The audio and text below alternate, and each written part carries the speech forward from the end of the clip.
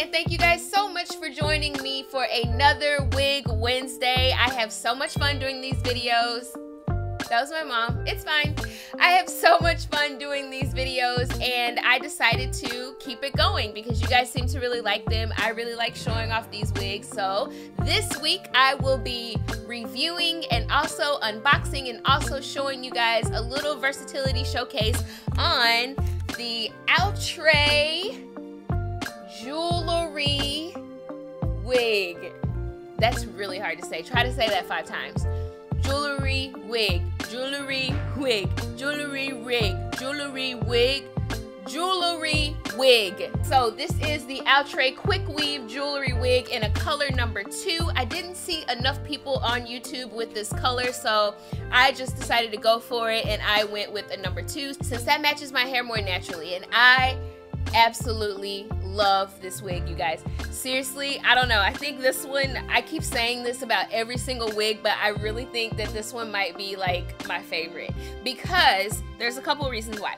Because the length is perfect. I think it's got to be no longer than 14 inches. It's like the perfect length. It's so soft. It's so bouncy. It gives you that really like beachy, like messy curl look, and I really like that. I've been trying to find a wig that can give me this nice look, and I absolutely love it. Just a little bit of specs about this wig. Just everybody wants to text me today. Let me just put this on silent real quick. Back to it. So the specs about this Outre quick weave jewelry wig, it says self-styled in 60 seconds. You guys will see pretty soon that it is very quick to style this wig, but however, if you're wanting to add edges, if you want to, you know, do certain things with the styles, then obviously it's going to take a little bit longer. This wig is 100% Kanekalon and or Toyokalon. It's a synthetic wig, basically. This is an older wig, apparently, so I wasn't sure if I could wash it or not, but according to this, you can.